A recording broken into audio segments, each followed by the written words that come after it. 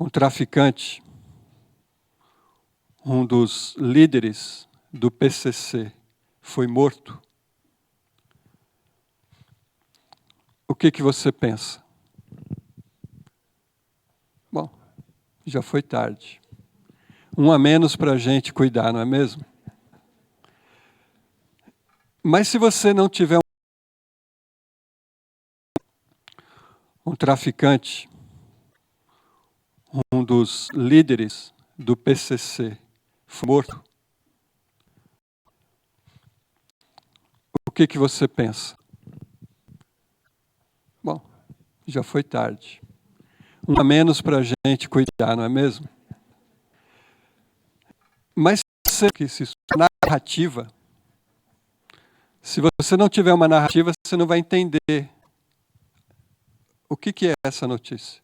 Se dissesse para você, um avião caiu em alto mar, explodiu. Você pode pensar várias coisas sobre isso. Você pode pensar que foi um avião de passageiros que sofreu um atentado de uma penitenciária no Rio. Ele, um cristão, temente a Deus, vivendo no reino, ele fazia as suas reuniões com os presos na cadeia. E um dia chegou lá o que a pessoa não disse o nome, mas vamos chamar ele de Paulão, ou Paulo. E o Paulo chegou numa reunião e ouviu o evangelho. E depois da reunião ele procurou aquele pastor, aquele capelão e disse, me fala mais sobre esse evangelho. E aí ele começou a ouvir o evangelho tocou a vida dele profundamente, ele se converteu. Ele se converteu, começou a ir aos cultos dentro da cadeia, do presídio. E as pessoas, elas sabem que gente que está nessa condição, você precisa primeiro ver se realmente ele se converteu, se aquilo é só um golpe, ou se é só um marketing, ou se é alguma coisa para ele poder mudar daquele pavilhão para um pavilhão melhor. Mas o fato é que o Paulo, ele realmente demonstrou que era um convertido. E começou a ter um bom comportamento e mudou para a ala dos cristãos. E começou a frequentar a igreja, começou a frequentar o culto, começou a dar testemunho de uma vida transformada, porque o evangelho entrou na vida dele e mudou a vida dele. Mudou a narrativa da vida dele. E acontece que o Paulo, ele foi tendo um bom comportamento e ele conseguiu, então, uma progressão na pena. Ele começou a sair durante o dia e voltar à noite para a cadeia. Acontece que ele era um dos líderes do Comando Vermelho. E ele tinha, junto com outros líderes, escrito um estatuto do Comando Vermelho que a pessoa que saísse em liberdade não poderia voltar. Isso era a regra, isso era o estatuto. Se você conseguir progressão de pena e você conseguir sair durante o dia, não volta. Fica lá fora. Mas agora o Paulo é um convertido. E ele disse, eu não posso ficar lá fora, eu tenho que voltar. Eu tenho que cumprir a lei. E aí ele voltou. E ele saía e voltava, até que um dia o pessoal do comando disse assim, escuta aqui, você junto com a gente fez essa regra, e você está quebrando a regra. Se você sair e voltar, a gente vai te matar. E ele disse, gente, eu sou outra pessoa agora. Eu não sou mais aquela pessoa. Eu vivo uma outra vida. E eu acredito no que eu vivo. Eu acredito nessa fé, nesse caminho, e eu não vou voltar atrás. Então disseram para ele assim, você que sabe.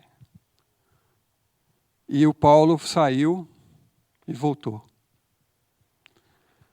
Depois ele saiu de novo. E aí encontraram o Paulo, morto, com as mãos decepadas, queimado, porque aquela era uma regra do comando. E aí, a pessoa que contou essa história disse assim: se você tivesse lido essa história no jornal, você ia dizer um a menos. Um bandido a menos para a gente cuidar. Mas quando você conhece a narrativa, você fica pensando, o Paulo morreu como mártir. Ele creu, confessou a fé e preferiu morrer do que negar o que ele cria. E eu saí dessa reunião pensando nisso ontem. Disse, Senhor, será que eu tenho essa fé que o Paulo, que era ex-PCC, teve? É muito fácil a gente escutar uma história, ou a gente escutar um pedaço da história, ou a gente conhecer uma parte da história, mas quando você conhece a narrativa, você entende aquela notícia. Então, a fé cristã, ela não é solta, ela acontece dentro de uma narrativa. E a gente tem que entender essa narrativa. A gente tem que saber aonde que a gente está dentro dessa narrativa que está acontecendo. E eu queria conversar com você um pouquinho mais sobre isso, porque há muita gente hoje vivendo crises pessoais, existenciais, crises de fé, inclusive. Gente que está dizendo assim, eu não sei se eu continuo. Eu não sei se eu vou continuar crendo do jeito que eu cria, se eu vou continuar fazendo do jeito que eu fazia. Ou então gente que diz assim, eu creio. Eu tenho ouvido algumas pessoas, conversado com algumas pessoas, e eu tenho buscado entender por que você crê. Eu creio em Deus. Mas por que você crê em Deus? Que Deus é esse que você crê?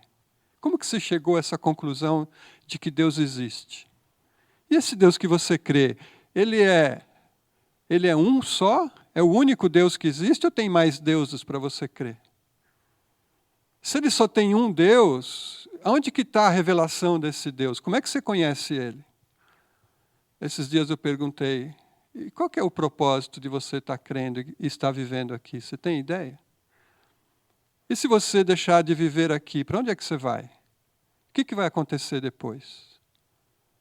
Tem outra chance? Não tem? É uma chance só? É verdade que existe inferno mesmo ou isso é coisa que inventaram? Mas será que Deus é capaz de colocar alguém no inferno e ficar sofrendo o resto da vida? A eternidade? Ou será que tem um fim esse sofrimento? Eu não sei como você responde essas coisas. Mas você precisa responder, porque faz parte da narrativa da sua vida. Eu queria falar com vocês, a gente tem conversado um pouquinho sobre cosmovisão. A cosmovisão é isso, é como é que você olha para a vida e você entende a vida.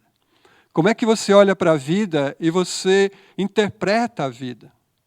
Como é que você olha para a vida e você vê sentido nessa vida.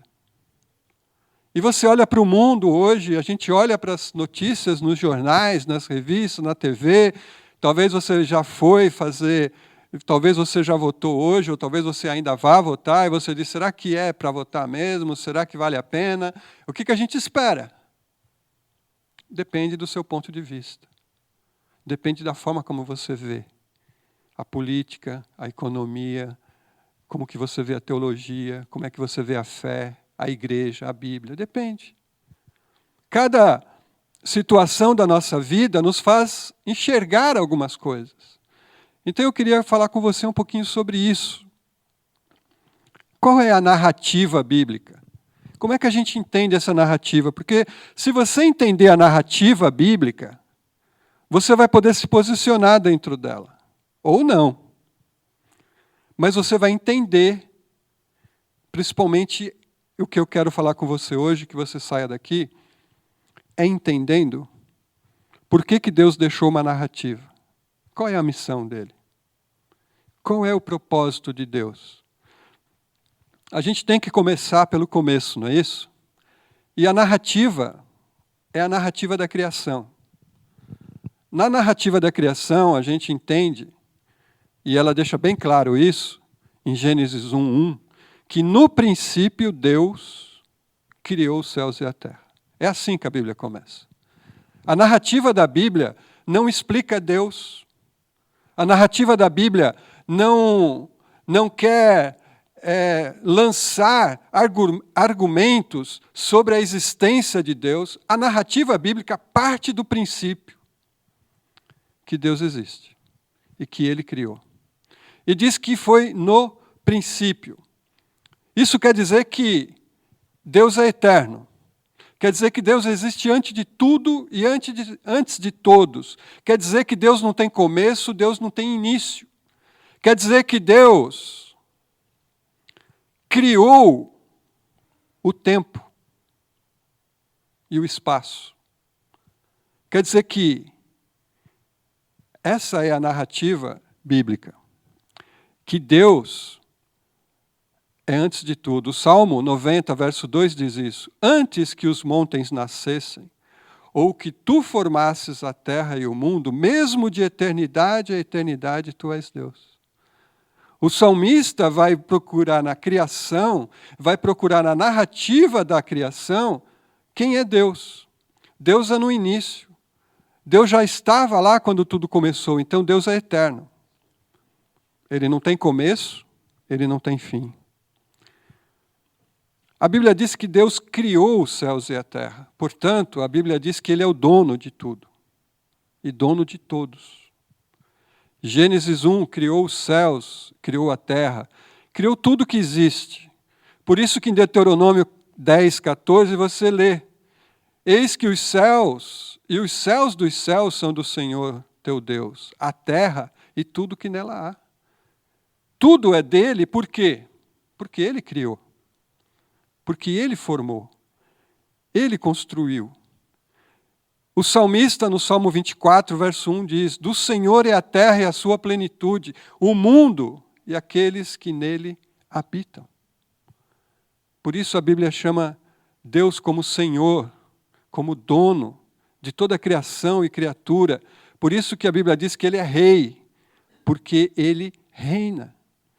Mas a criação também, na narrativa da criação, a gente entende que esse Deus que é eterno, que é poderoso, que é o Criador, que é o sustentador, que é o Deus que age, que faz as coisas acontecerem, que chama à existência aquilo que não existe, esse Deus que controla tudo, que é o dono de tudo, que é o Rei soberano, Ele é bom.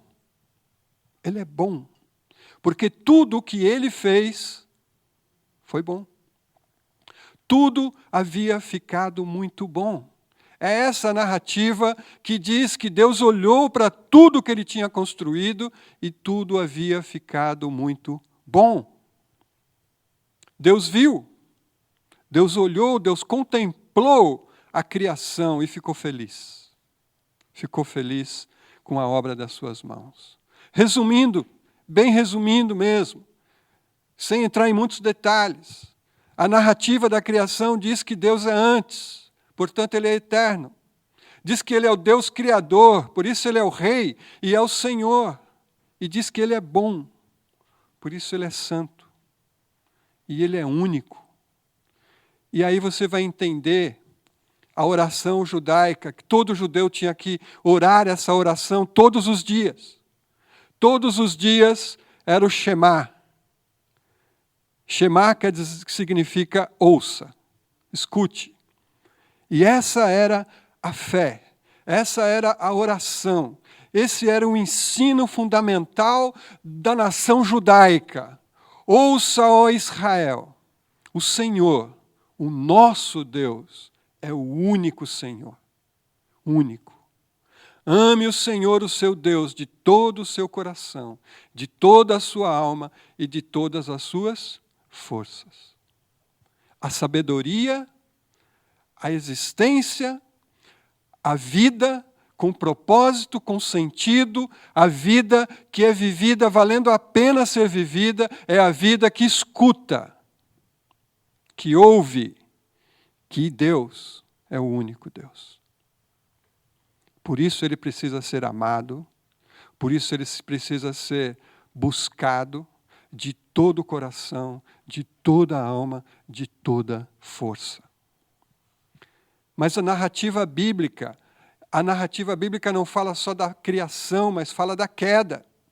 Porque a queda explica por que a criação boa não é tão boa. Por que a criação que foi criada por um Deus que é bom não é boa? Por que a gente vive o caos que a gente vive? Por que a gente vive as dificuldades que a gente vive? Você só vai buscar resposta e entender isso se você entender a queda. A narrativa da queda é a narrativa que diz que o senhorio de Deus é desafiado. O governo de Deus é desafiado. O reinado de Deus é desafiado. Porque a serpente, ela vai falar isso. Gênesis 3:4, disse a serpente à mulher, certamente não morrerão. Vocês não podem comer nada daqui, vocês não podem pegar nenhum fruto. Ah, a gente pode, só não pode pegar daquela árvore. Porque Deus disse que o dia que a gente comer, a gente vai morrer. E a serpente diz, não, tem uma outra narrativa, tem uma outra opção, você não vai morrer. Vocês não precisam obedecer. Vocês não precisam levar a sério o que Deus diz. O mandamento de Deus pode ser transgredido, pode ser mudado, e nada, absolutamente nada vai acontecer. Não é isso que a gente está vivendo hoje? Não é assim que a gente está vivendo, que a sociedade vive? A gente pode fazer o que a gente quiser e não vai ter consequência. A gente pode fazer o que a gente quiser, porque a vida é da gente. E a gente não tem que levar a sério Deus. Essa é a proposta da serpente. A narrativa da serpente desafia a lei do Criador e Senhor de tudo. Ele é Senhor de tudo e de todos. Ele é bom, Ele é amável, Ele é bondoso, Ele é gracioso, mas eu quero desafiá-lo. Eu vou acreditar na narrativa de Deus ou vou acreditar nessa narrativa alternativa? Além disso, na narrativa, a bondade de Deus é desafiada. O que mais você escuta hoje é as pessoas dizendo assim, mas se Deus é bom, por que tanta maldade? Mas se Deus é bom, por que o mundo está desse jeito? Deus não é bom. Deus não é confiável. Deus não é amável. Porque se Deus fosse amável, confiável e bondoso, Ele não ia deixar o mundo do jeito que está. A bondade de Deus é desafiada. Porque a serpente diz assim, vocês não vão morrer. Ao contrário, Deus sabe que no dia que você comer, você vai ser que nem Ele. Deus sabe. Deus sabe que você vai ficar no trono. Deus sabe que você vai ficar lá em cima, igual a Ele. E Ele não quer isso. Porque Deus não é bom. O desafio da narrativa coloca em dúvida a bondade do Criador. Além disso, a narrativa da queda coloca em dúvida essa soberania de Deus. Deus não é mais o único Deus. Como Deus, serão conhecedores, vocês vão conhecer o bem e o mal. Essa narrativa da queda é a narrativa que coloca a criatura no lugar do Criador. E não é isso que a gente está vendo hoje? Quem é que define o que você pode e não pode? Quem? Quem é que define o que é certo e errado? Quem? Na narrativa da criação, é Deus. Não coma. Tem 99 árvores para você comer. Tem uma para você não comer. Se você comer, vai ter consequências. Mas o diabo, a serpente, diz assim, não vai acontecer. Você não vai morrer. Aliás, você vai saber o que é o bem e o que é o mal, e você vai poder escolher. Não Deus. Deus não vai escolher por você. A narrativa fala disso. Mas a narrativa também Deus, que essa criação de Deus foi subjugada pelo pecado. Porque a primeira coisa que acontece quando eles comem do fruto é o quê? Percebem que estão nus. Como que eles sabem que estão nus? Não foi a pergunta que Deus falou para Adão? Adão, onde é que você está? Senhor, eu estou escondido aqui, porque eu ouvi a tua voz e eu estava nu e me escondi. Nu? Como é que você sabe que você está nu? Eu não te fiz para você enxergar nudez, para ter vergonha. Eu não te fiz para você se sentir assim, fugindo de mim. O que você fez, Adão? Você comeu do fruto? Só tinha uma opção, né? Comi, Senhor. Mas olha, foi a mulher. A mulher que me deu. É, mulher? É, Senhor, mas foi a serpente. É, serpente? É, fui eu mesmo e ponto final. Não tem mais para onde ir.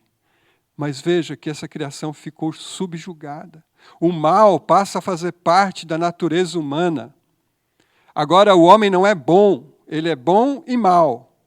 E essa maldade entra na natureza humana e orienta o modo de ver, orienta o modo de agir, orienta o modo de viver. A terra, disse Deus, Adão, por causa do seu pecado, agora a terra será maldita. Maldita. A maldição entrou na terra. O que é maldição? Pecado. O que é uma pessoa abençoada? É uma pessoa cuja vida está sendo vivida no poder do Espírito Santo e a ação do pecado na vida dela é diminuída ou enfraquecida. É uma pessoa abençoada. Essa é a maldição, o pecado. A terra deixou de ser só bendita e passa a ser também maldita. E aqui você tem, então, na narrativa da queda, a soberania de Deus é desafiada. A bondade de Deus é desafiada. E o ser humano torna-se o quê? Idólatra. Porque agora não é Deus que está no controle, é ele. Ou um ídolo que ele inventa. Ou um ídolo que ele cultua. Você vai entender a narrativa da Bíblia. Porque esse mundo idólatra, esse mundo que não respeita e não considera a soberania de Deus e a bondade de Deus, esse mundo idólatra é um mundo sem Deus. É isso que a Bíblia vai dizer. Se você ama o mundo, você não pode amar a Deus. Porque o amor ao mundo, quem ama o mundo é inimigo de Deus. João diz isso. O que é o mundo? Quando eu era jovem, eu não podia escutar música do mundo, que era pecado. O que é música do mundo? Na minha época, era Roberto Carlos. Não vou falar, senão me entrego, né? Mas já. Era Roberto Carlos, era Erasmo Carlos, era não sei quem Carlos também, né? Era as Vanderleia, essas coisas todas. Não podia ter cabelo comprido, que era coisa do mundo, né? Não podia, porque era tudo coisa do mundo. Mas isso, irmãos, isso não é mundo. O mundo pode estar dentro da igreja, a gente não está vendo. O mundo pode estar dentro da minha casa, eu não estou vendo. Porque o mundo é agir e viver sem Deus. Sem considerar a soberania de Deus, a bondade de Deus, a graça de Deus. Sem considerar a adoração principal a Deus. Quando eu começo a adorar quem não é Deus, eu estou adorando um ídolo. E aí eu já me tornei um idólatra. Então, a narrativa da Bíblia diz isso. Olha o que o apóstolo Paulo resume. É fantástico. O apóstolo Paulo tinha essa capacidade. Romanos 1:25. Trocaram a verdade de Deus pela mentira. E adoraram e serviram as coisas e seres criados em lugar do Criador, que é bendito para sempre. Amém. Qual é o pecado do mundo? Paulo resume, o pecado do mundo é que as pessoas estão adorando as coisas, estão adorando as criaturas, mas não estão adorando a Deus. Elas dão mais valor às coisas do que a Deus. Elas estão oferecendo as suas vidas, suas energias, seus dons e talentos para as coisas, para as criaturas, e não para Deus. Esse é o pecado. Não é beber, fumar, não é ir para a balada. É se você faz tudo isso adorando a criatura e não adorando o Criador. Então, essa é a narrativa da queda. Essa é a narrativa de um mundo que a gente vive hoje. Nós vivemos nesse mundo. Mas a Bíblia não para por aí. A Bíblia fala de uma recriação. Olha que nos primeiros capítulos da Bíblia, logo que o homem peca, logo que o homem transgride a lei de Deus, Deus já fala de esperança. Porque quando Deus fala com a serpente, e disse assim para a serpente: agora você vai rastejar e vai comer do pó da terra. Agora eu vou colocar uma inimizade entre você e a mulher. E a descendência da mulher vai pisar sua cabeça, mas você vai ferir o calcanhar dele. Esse texto de Gênesis 3,15, a gente chama de proto-evangelho. É um pré-evangelho. Deus já está dizendo assim: tudo bem, você seduziu o homem, você trouxe a maldade para o mundo, mas eu vou solucionar isso.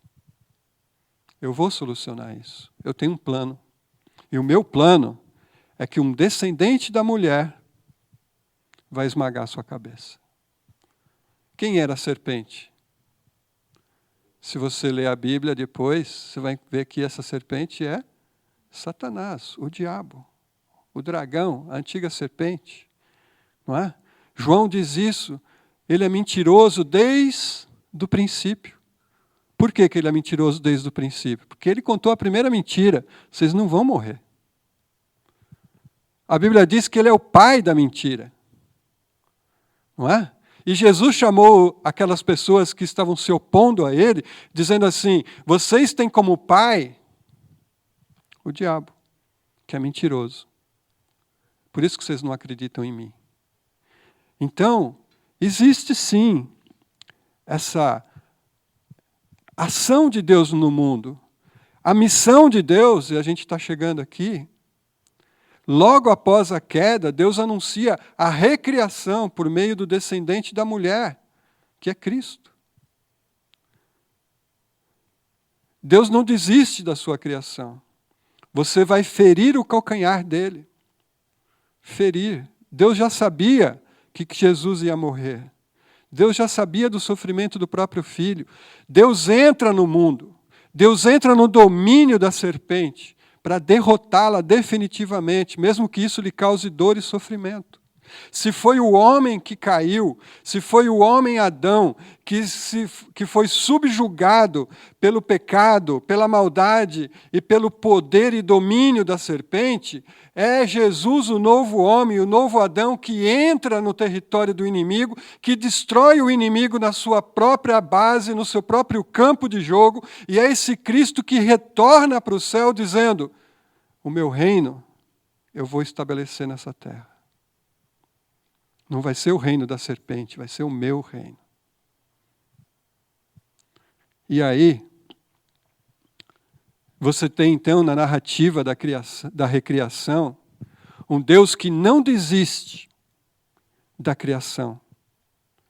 Um Deus que tem uma missão: recriar. Um Deus que é bom, um Deus que é santo. E esse Deus que está recriando, ele recria através do reino de Deus que chegou na terra. Por isso que Jesus sempre pregou o reino.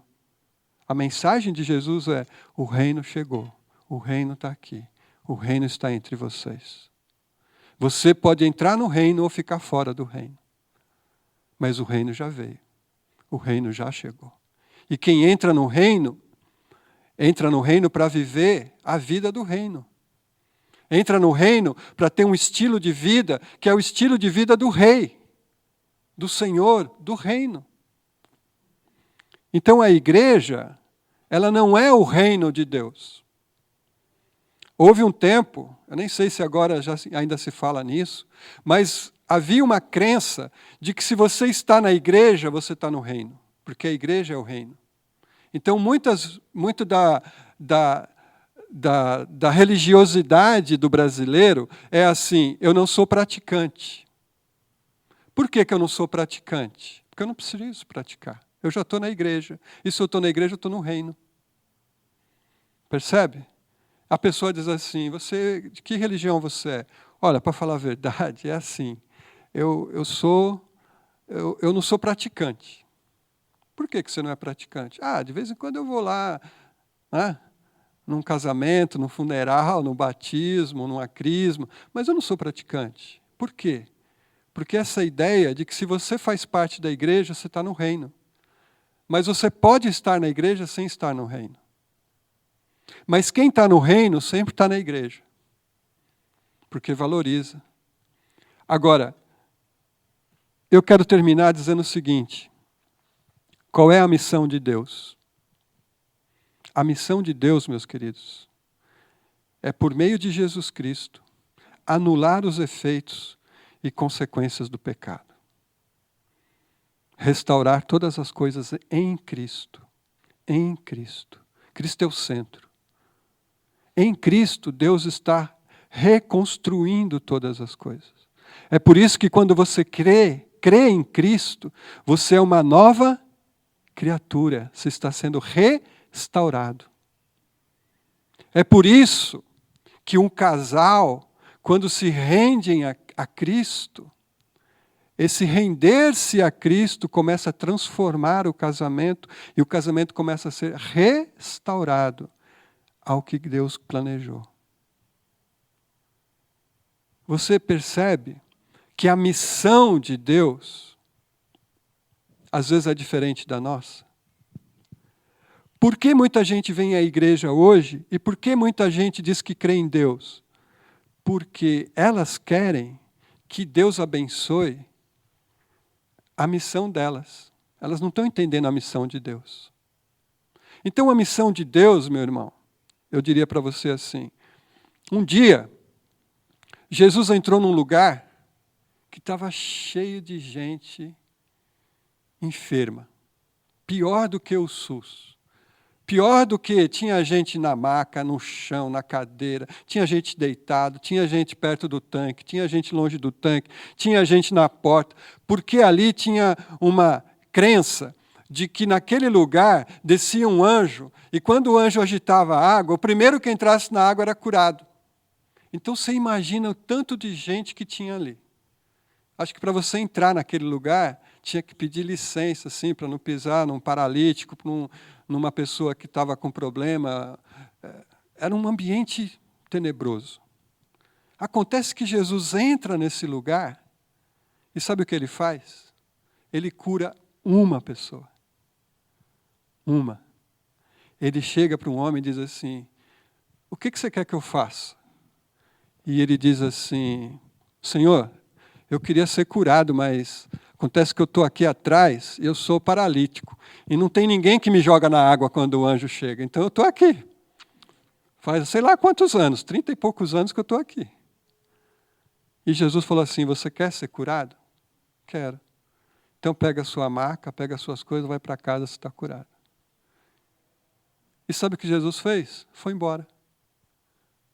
Mas você fala, Senhor, tanta gente aqui doente, o Senhor só vai curar esse? É. Porque o meu propósito não é vir curar as pessoas, é pregar o reino. Pregar o reino. Senhor, tem tanto cego aqui, mas eu só curei esse e esse. Porque a vontade de meu Pai é que eu curasse eles, mas o que eu vim fazer mesmo é pregar o reino. Então, eu queria que você pensasse nisso. Porque isso modifica toda a nossa vida. Se eu estudo, e se eu quero ter uma boa profissão, e se eu quero ter um bom emprego, e se eu quero ser uma pessoa que tem um bom salário, eu tenho que entender tudo isso através do reino. Eu estou fazendo para o reino, não para mim. Como é que eu posso usar a minha profissão para o reino? Como é que eu posso usar os meus dons e talentos para o reino? Como é que eu posso usar a minha casa e o meu lar para o reino? Como é que eu posso usar os benefícios que Deus me deu e me dá para o reino? Porque se eu usar tudo isso para o reino, a minha vida vai ter sentido. Então, qual é a missão da igreja? A igreja não tem missão. Quem tem missão é Deus. A igreja entra na missão de Deus. Deus não fez uma missão para a igreja. Deus fez a igreja para a missão dele. É diferente. Então, o que eu entro? Qual é o propósito da minha vida? Eu diria para você, o principal propósito da nossa vida é glorificar a Deus. O principal propósito da minha vida é que o reino de Deus chegue aonde Deus quer que chegue. Tudo que eu fizer nesse mundo vai passar. Tudo.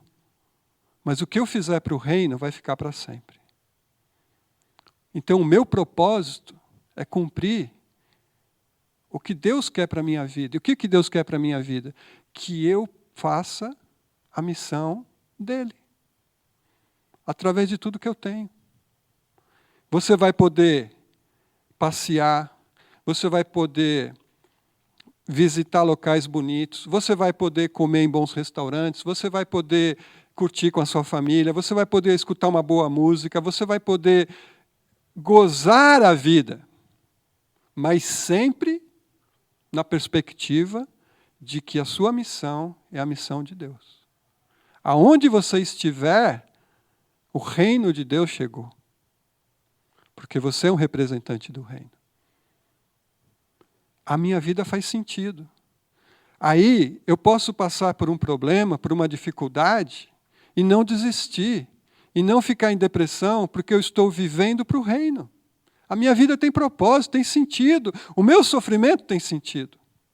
A minha dor tem sentido. A minha frustração tem sentido. Porque eu quero melhorar, porque eu quero viver para o reino.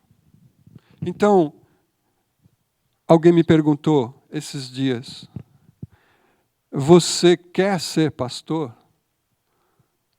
Eu digo, olha, eu tenho muita convicção de que eu sou chamado. Mas você quer ser pastor por quê? É para o reino? É para o reino? Então viva para o reino. Você quer ser um empresário, um executivo? Por quê? Ah, pastor, para melhorar de vida, para ter melhor condições de vida, para ajudar a minha família. Amém. Ótimo. E Deus vai te abençoar, como tem te abençoado. Mas não esqueça que tudo pertence a Deus. Ele é o dono, e Criador, e Senhor, e Rei. E a minha vida é para o reino. Para o reino. Amém? Faz sentido você participar de uma igreja? Só faz sentido se você for participar de uma igreja para o reino. Para o reino. Faz sentido eu vir pregar aqui para vocês? Só faz sentido se a mensagem for a mensagem do reino. Se eu estiver aqui com meu coração realmente convertido para o Rei que reina na minha vida. Eu queria orar nesse sentido. Porque eu sei que são grandes os desafios que a gente vai ter. Principalmente, queridos, quando o desafio é você viver a narrativa do reino, quando uma outra narrativa vem contra você. Como Paulo. ele começou a viver a narrativa do reino. Até que chegou uma outra narrativa dizendo, ou você muda e entra na nossa narrativa, ou então você vai ser eliminado. E ele disse, eu conheço essa narrativa. Eu creio nessa narrativa. Eu estou vivendo para o reino. Se você vai me matar ou não, não sei.